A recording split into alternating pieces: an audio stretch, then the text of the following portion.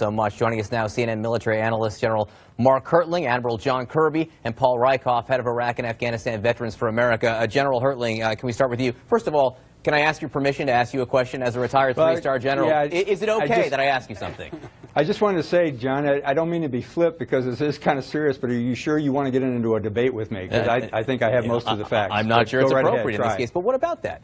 What about the notion, and Sarah Sanders said it today, and President Trump, implied it in the interview with Fox News, that because he's a four-star general, anything he says should not be questioned? Well, first of all, like him, I am also a retired general, and it puts him in the same category as I am, which is retired. And even when he was active duty, I would say you would certainly question him, and he was before Congress on multiple occasions being questioned. So that whole line of philosophy is right down the drain. It's just ridiculous. And again, what I'm concerned most about, John, is the fact that we are using this general officer, my generals, my military, to continue the divisiveness that is within the government today. This is about demeanor. I'll give you a term. It's about table manners. How do you treat one another sitting around the table? Is it continual insult? Is it continual attempts to find fault with someone else for what they said or what they did, and continuing to, or are we trying as a nation to really address some of the key issues that face us today? As long as we're caught up in this craziness, and it is craziness, we're going to not solve some problems and come together and do the things that leaders do, which is pull all sides. Look, and General Kelly said some really important, meaningful things about sacrifice and the appreciation for sacrifice and what families, these Gold Star families, have to go through. Really important that people should hear. But it's difficult to take that into account when he also says things that have proven not to be true. In Admiral, Sarah Sanders was asked today if General Kelly was going to come out and explain what he said yesterday, and she said, quote, he addressed that pretty thoroughly yesterday. I mean, do you agree with that? No. I mean, thoroughly in terms that he talked a lot about it and gave a lot of detail, I guess that's accurate, but the details weren't accurate themselves. And look, I was a spokesman. That was my stock and trade in the Navy and then at the State Department. And when you get something wrong, it doesn't matter from what level, you issue a correction. You just admit it. You say, look, facts were wrong, we misstated it, here's the truth, and you move on. All she did today was, in addition to showing her ignorance about the military culture and about what General Hertling said, that all of us should be open to scrutiny and questioning, in addition to that, she, I think, flunked the fundamental rule of PR, which is if you make a mistake, admit it. Paul, I want to ask you, because again, General Kelly did say things that were deeply meaningful about sacrifice and Gold Star families here. Does it distract from that message when, again, he also said things that were not true? Yes.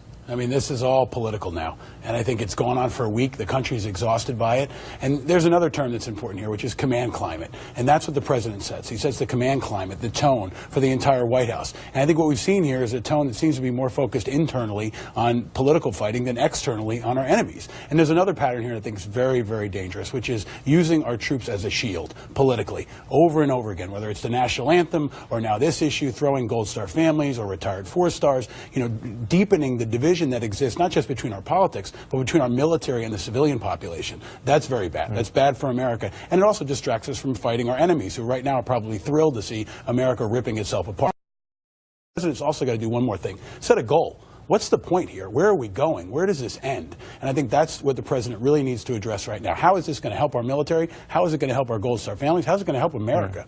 All right, guys, stick around. A lot more to discuss. Hang on one second. We're going to take a quick break. We'll continue this discussion next. Also, we do have breaking news on the ambush that really is at the center of this controversy. And again, finding answers to that are so important. We have new details about where Sergeant LaDavid Johnson's body was found and what it could mean for the investigation. As we've mentioned tonight, the White House apparently would like nothing more than this for whole conversation about military families to go away. Sarah Sanders cast it today as the press keeping the story going. Listen to this. I think that it's real simple. You guys are the ones talking a lot about that story, and he felt it was important to address you and all of America directly. This story has been given an enormous amount of coverage over the last 48 hours, and he thought it was important that people got a full and accurate picture of what took place. It should have ended yesterday after General Kelly's comments, but it didn't. It continued, and it's still continuing today. As we pointed out, the president, though, in his own way, continues to keep the story going. Again, he talked about it in another interview airing tonight on Fox. Let's bring the panel back in. Admiral, let me start with you here.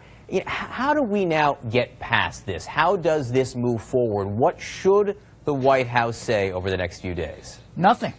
They should just stop talking about this. I mean, aside from correcting the record about General Kelly's comments about the Wilson speech, aside from that, they should just stop, and they should focus on the families of the fallen, making sure that those families of those four soldiers get all the support that they need, and just stop talking about it. I mean, he couldn't help himself, and as you said in another Fox Business interview tonight, instead of making this a competition, just make it about those families and stop talking. General Hertling, last night you said you thought that one purpose of General Kelly going to the podium was to send a message to the President of the United States, for him to look at what he's doing right now.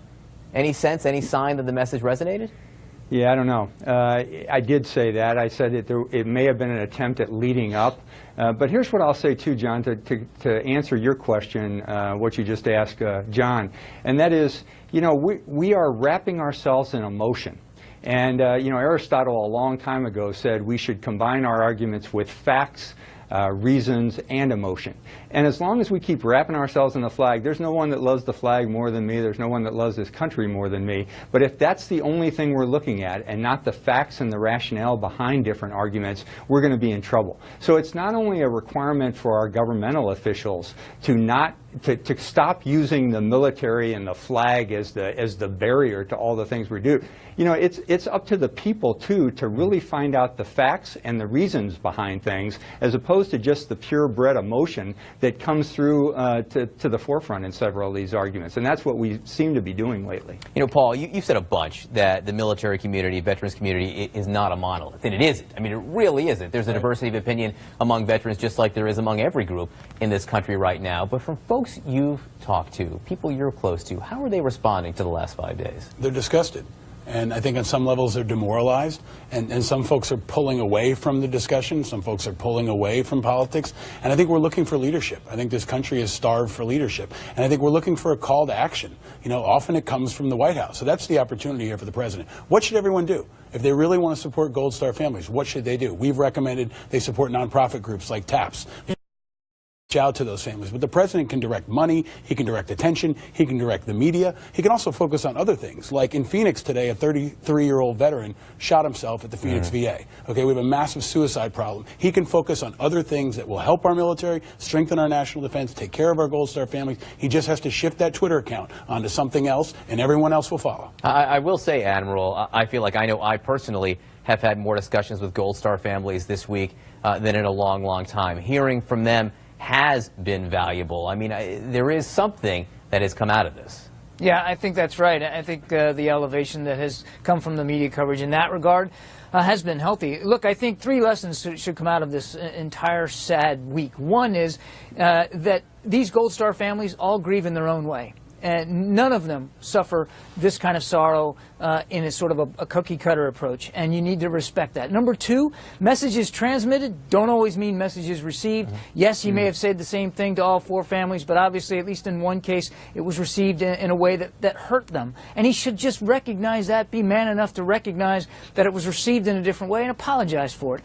And number 3, and this gets to Paul's excellent point, I think it's time we have a very serious conversation, not just about the Gold Star families and the families of the fallen and the wounded, but about the civil-military divide in this country and where it's going and how we can bridge those gaps. All of us have responsibilities, certainly us vets, but every American does, and I think we need to have a serious conversation. And to Paul's point, that's what the President can be focusing on right now, is how to have that conversation in a mature, thoughtful way. Guys, thank you all for having this mature, thoughtful conversation tonight. I do think it's a really important